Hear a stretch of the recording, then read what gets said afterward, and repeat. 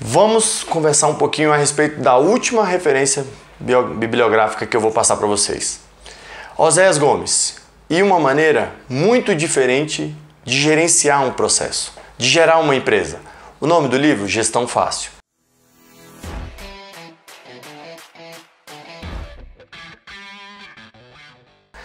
Por incrível que pareça, esse livro me atraiu em um trecho de uma reportagem de menos de 15 segundos, porque eu tive a sorte de ouvir justamente a parte a qual ele falava: você não é obrigado a acordar de manhã cedo para ter sucesso.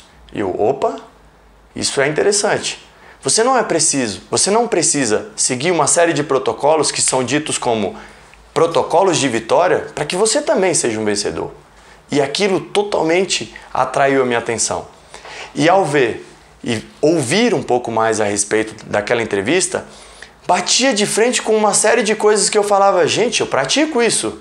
Gente, aquele amigo meu que venceu, ele fez isso. Aquele campeão que eu li, ele fazia justamente isso. Mas faltava alguma coisa para consolidar aquilo tudo, até porque as ideias eram parecidas com as minhas. Mas o que dava a ele toda essa capacidade de empoderar em meio a um dos maiores programas de rádio e falar que aquilo tudo era certo, que aquilo tudo era uma maneira de ser vitorioso? Ele conclui falando que tem mais de 800 empresas pelo mundo. E com aquela forma simples de gestão fácil.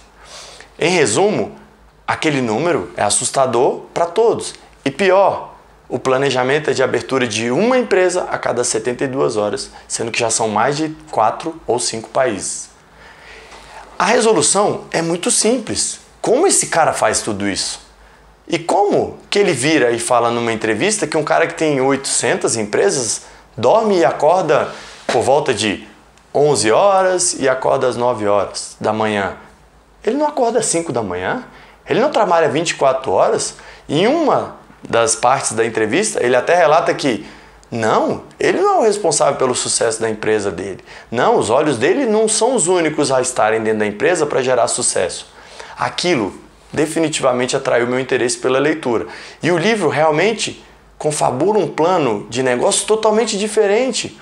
Um plano ao qual não te dá exatidão sobre um processo, mas te faz pensar a respeito de como ser tão grande, como ter tanto sucesso. Se eu só tenho uma vida, eu só sou um e eu tenho só 24 horas. Como eu vou gerar 800 empresas? Como eu vou poder gerar uma empresa se eu preciso estar lá 24 horas? Até porque a citação mais famosa do mundo é: o olho do dono não é aquele que engorda o gado. Isso é uma das coisas mais errôneas a qual ele bate na tecla. Porque se obrigatoriamente a sua empresa só funciona se você está dentro, significa que ela não vai funcionar sempre. Se o plano de toda a estrutura do trabalho não tiver um conjunto, aquela banda só vai tocar quando você estiver lá. A fé dele tira um pouco daquela constituição de fé de outros profissionais, que também são bem-sucedidos, mas gera uma conotação mais individual, porque afinal de contas, eu também não sou muito bom ou favorável a acordar às 5 horas da manhã. Eu tenho meu horário de sono, eu tenho a opção de planejar a minha agenda e atender em um horário que me permite um pouco mais de satisfação. E eu sei que eu sou bem sucedido por isso, porque eu estou bem, estou num horário que eu dormi bem, que eu estou disposto, e ao qual ele vira e fala: é importante para uma pessoa bem sucedida ter horário de descanso.